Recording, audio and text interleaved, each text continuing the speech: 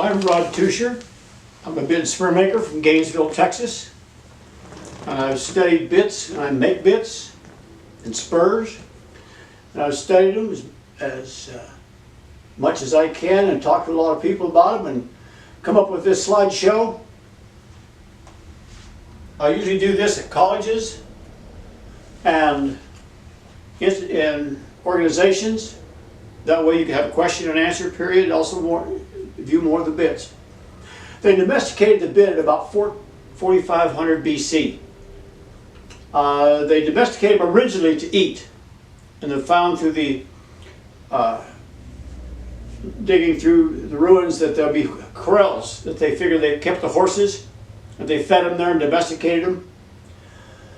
And they didn't ride them till about then because they weren't big enough. The horses kept getting bigger through the years, and as you know now, they're even bigger. When they started, they rode with a noseband or a nose ring, like they put on a bull. The bits were bone and rope were the first bits, and they'll find those in the graves, or rope around the lower jaw, and that's what the American Indians rode in.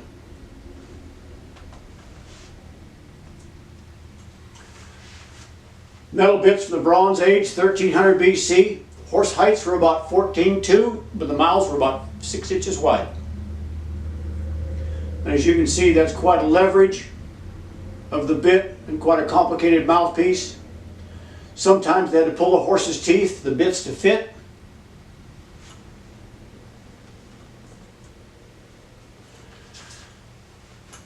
And there's some tribes, like the Numidians, they used their feet and legs, they had no bits. Hannibal's cavalry, when he came over the Alps, they didn't have bits.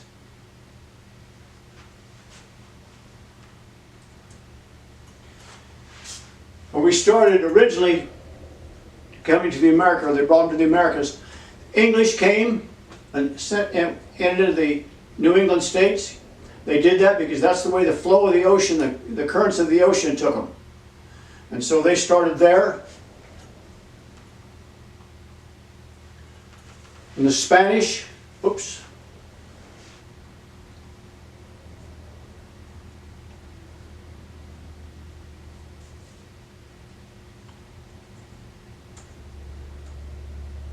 There we go. Kenophone was one of the first horsemen. He was the Ray Hunt of his era. He wrote books on horsemanship, and that was 442 BC. He said you need a rough bit and a smooth bit. This is one of the rough bits. And he said you ride with a smooth bit, and when your horse started ignoring that, you put the rough bit in, ride him for a bit, and then put it back in the smooth bit.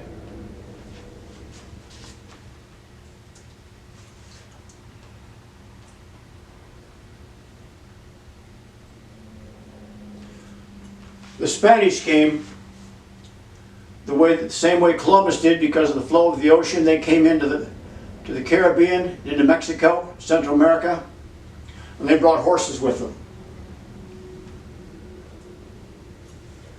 English came from same flow. They ended up in New England.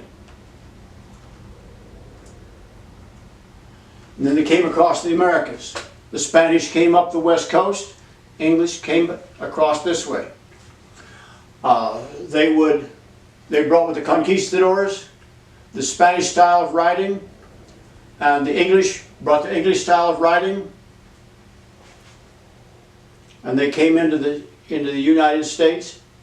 They centered up at about Texas, and so you have the confluence of the two in Texas. And in fact, Texas, you may say later on, Texas is where the grazing bit started out. And as the Texans moved farther north, the Mexicans moved up north and then came back with the trail herds. Texas went north and spread out that form of riding, and the Mexicans started coming east. And there's a ranch in Wyoming where the river runs through it. On the west side, they're all buckaroos. East side, they're Texas cowboys. And so the styles are different, the way they handle their horses and the way they handle their stock. The vaqueros, the Mexicans, they started their horses with Bosal, then moved up to Spades, and they had ring bits.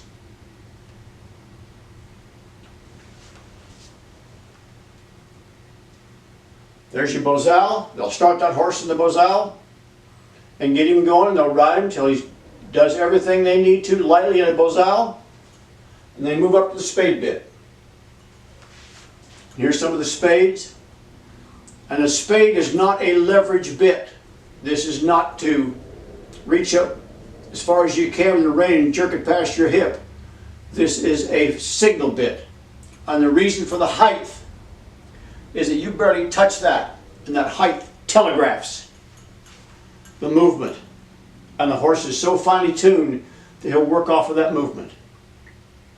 I watched a man show at Fort Worth at the World's Greatest Horseman. And he had a big drape in his reins, his romal and rein chains. And I saw him cut a cow, rope a cow, do a reining pattern, and go down the fence, and never took a drape out of the reins. He'd just start to notch that romal up that horse's neck, and that horse would just be flying and dying right there. It's a signal bit. You're signaling that horse. You're not ripping his head off, you're signaling him.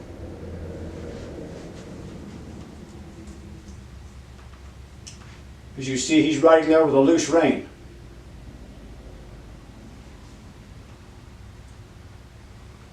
Once again, all this on a loose rein.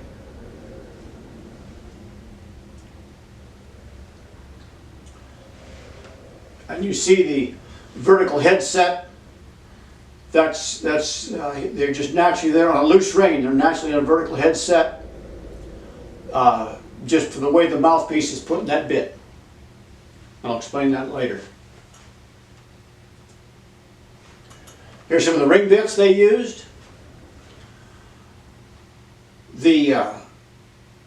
Joe Mora was a vaquero in the Spanish land grant ranches in California, late 1800s, early 1900s.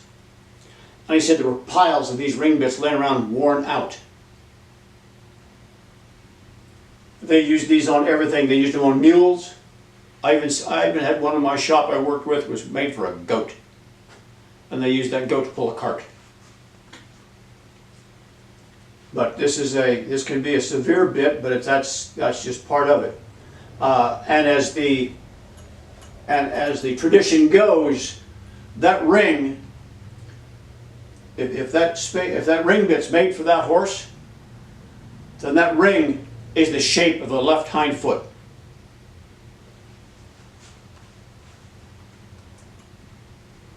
The English brought snaffle bits, curbs, dogs, and whips. And so their way of working cattle and horses were different.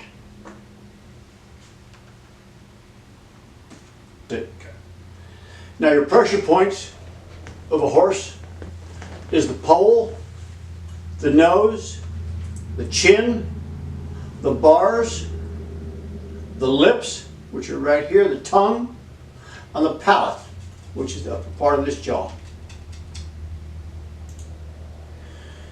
Now your bit families, you have true snaffles, curb bits, and gag bits. And a true snaffle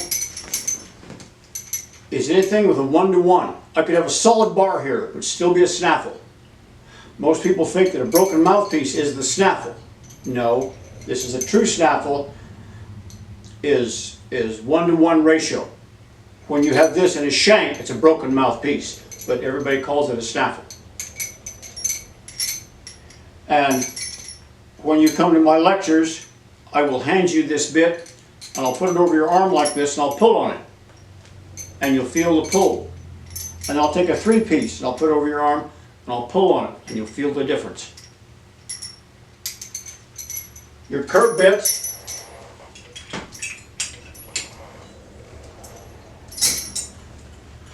is a bit like this that takes a curb strap. It's a leverage bit, and it works off of leverage. And your gag bits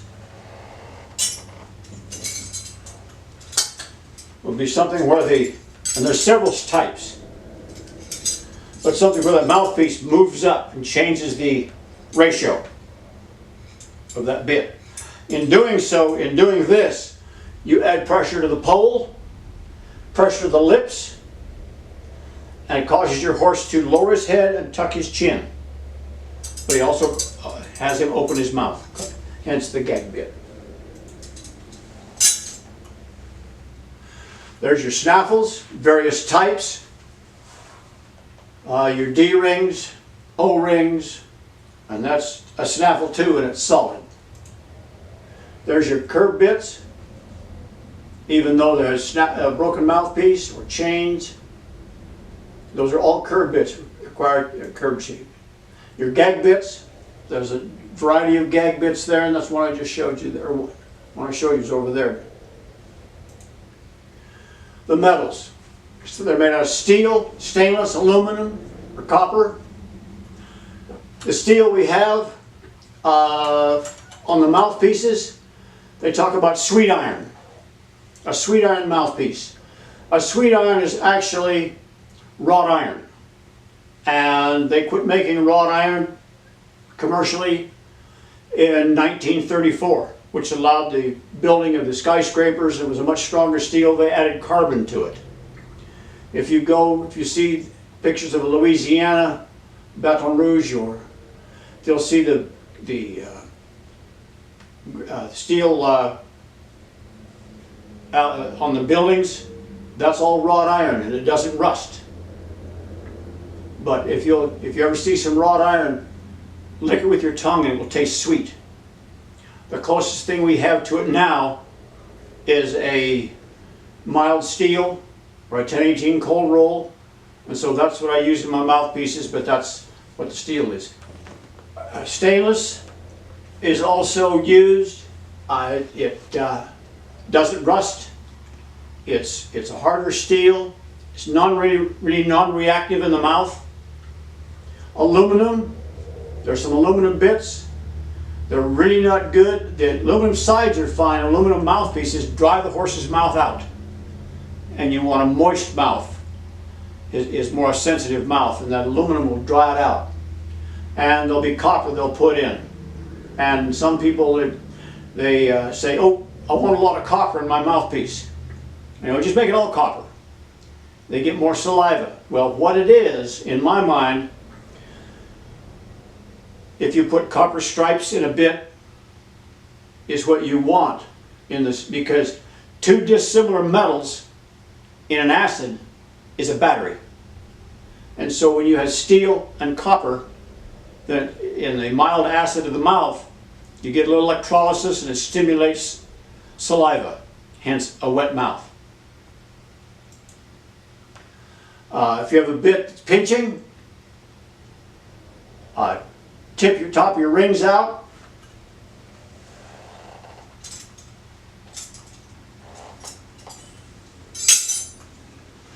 You tip that ring out, and allows that chin strap to go past the lip. Or if you add a ring to the back, it won't pinch. Tighten the curb strap so it can't go that far, and you watch your mouthpiece connection. If your mouthpiece connection is high right here, that lip won't even get to that junction. If it's real short, it wears, and you'll grab a bit like this and move it, and it'll pinch your hand. And that will start to pinch. I trained horses for the public for 14 years, and there's a lot of horses I've got to apologize to. I saw this, a friend of mine had this one mare. You'd be riding her, you'd pull back, she'd tuck, and you'd throw her head. And so one day I looked at it, and I grabbed that bit, and I pulled back, and I saw where the chin strap come and pinched her lip. So when it did, she tossed her head. So instead of doing any of these, I just put a tie down on her, which was not the thing to do. We talk about speed of bits. It's the ratio of from inside the top ring to the mouthpiece, from the mouthpiece to the center of the pull. That ratio. Normally they're 1 to 1, 1 to 1.5, 1 to 2, rarely more than that, but there are some. And that gives you your ratio. If this is about 1 to 1.5, so if I pull 1.5 ounces, I get 1 ounce of pressure here. Or no, if I pull 1 ounce, I get 1.5 ounces of pressure here. It multiplies it. So that's your curb bit adds to the pressure. It's the shank design. If you have a bit that's straight like this and it pulls back, it's already ready, pulls back, there it is. And the speed of a bit is different between whoa and whoa. And this one, it's right there. Whereas you have this one, and when you hold your bit in your mouth, in your hand like this shows you how that horse wants to hold his head to balance that bit. So he'll hold his head like this. That one there, he's going to want to hold it more vertical. But this one, when you pull back, okay, you get ready, okay, now it works. It's a much slower bit. I'm going this far to get the same reaction that I got moving that far with the other one. And so you have to take that into consideration. Because sometimes you're going way too fast for that horse to figure out what you want. And so that's part of it. When it's swept back more, it's slower. When it's straight, it's faster. And your purchase, which is the top part, if that's longer, it tends to be faster. Now your mouthpiece angle. If I laid this mouthpiece back, it would slow this bit down. If I moved it forward, it would speed it up. And this is what's called preloaded. It's laid back already, and so it's already, and then when I go, it wants to just release. And that's what trains your horse, is the release. That's his reward for doing something right. And he's looking for that release. And so this bit wants to release real bad. And so boom, it'll release just like that. It just, and boy, automatically releases. Where the other one, it's right there. A mullen, if I put an arc in these bits, that will make it nicer on the horse, and it will be softer on the horse. That's why I have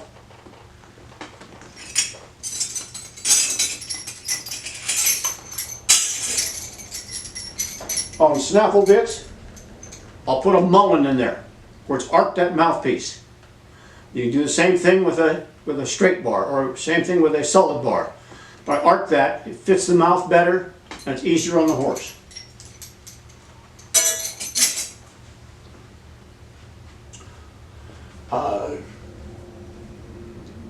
Another thing, types of mouthpieces, I went through angle of mouthpiece. The size of the cannon, this part right here, the cannon, the bigger that is, the softer it is because you have more surface area. The smaller it is, the more severe it is.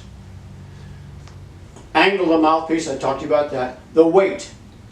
If you have a real heavy bit, the weight of that bit amplifies what you're asking this bit to do. And a real light bit, then it goes what it is, but if you make it heavier, the same reaction gives it more reaction to the bit. And also, if I have a real heavy snaffle or a heavier snaffle, when I release, or a bit when I release, they feel that release better too, as well as the action. Now when you're looking at a port, they use that for tongue relief. You need to look at the size of the tongue in your horse. If that tongue is big as a sausage, this won't help him much. A little slip of a thing, this is just fine. So the width of your port depends, for that horse, depends on the width of his tongue, if you're trying to give him tongue relief.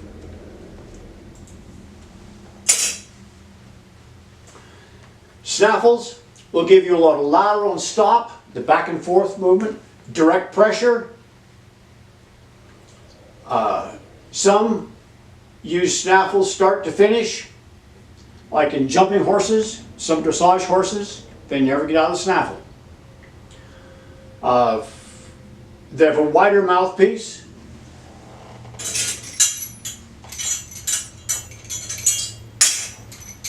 This snaffle is 5.5.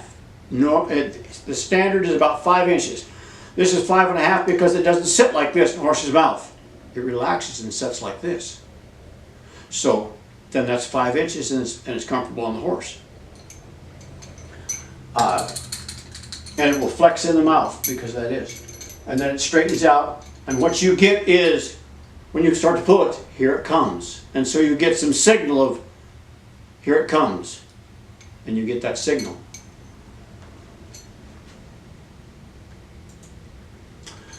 Different shapes of cannon shapes, like if they're round, which is pretty basic, flat, it's softer, twisted, then it's a little bit more severe because you have the lumps in there. And we have several snaffles with different types of mouthpieces, and it just gives you different severities of the lumps. So when you go by, it's thump, thump, thump, thump, thump, as opposed to just slide. And square, we have square mouthpieces, and they work real well because if they don't have lobes, then you're riding that horse and he's just on a smooth, but when you take a hold of it, then it bites him a little bit with the edges. More aggressive bits are hands. You can ruin the bars of that horse's mouth, and when you do, then you got to find other areas to cue him. So easy on going through those bars. And you'll see that a horse, when he's overdone, then he'll start to brace up, or he'll start to put his nose in the air and just kind of wait for the brace, or he'll just grab it and run off.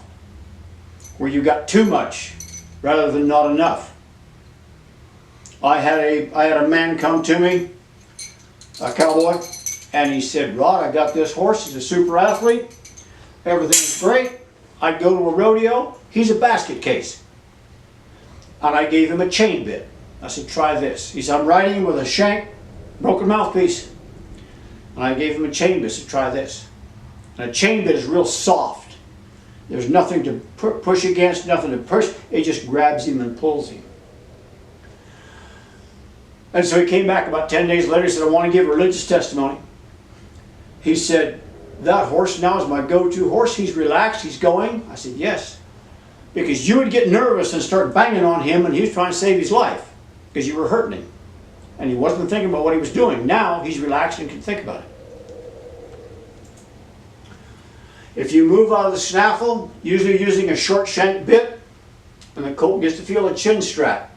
Normally it's larger cannons, I mean a low rise post, and if you have a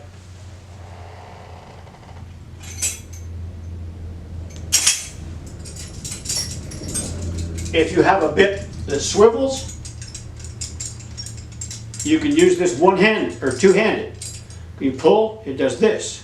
If it's solid, it'll do this. And that pokes him in the face.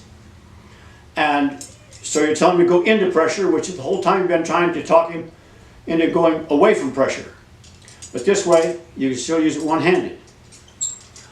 Now the reason you go up out of a snaffle, when you get leverage, so you're getting more reaction out of less movement. And so pretty soon you've got this horse doing all kinds of things, as in the single bit, and you're barely moving your hands like it's on a joystick. That horse is just flying and down, stopping, turning, and you're just moving your hand just like this. You can hardly see their hands move because they've moved him up to where he's working on less pressure, or the less you are able to do with your hands, and he's working off of that. That's why you move up into bits. They get a higher ratio, a mouth a little finer, a higher port, and it's about 2 inches to the palate right here. I have had people in the English saying that English disciplines that, oh, they don't want to port because it'll hurt the palate of the horse's mouth. Well, granted, there's a tongue there that goes down there, but if you're already there, you don't have a chin strap. So you're getting some tongue relief and you're moving right about here. So the higher ports don't necessarily, they've got to be higher than this to even touch the upper palate.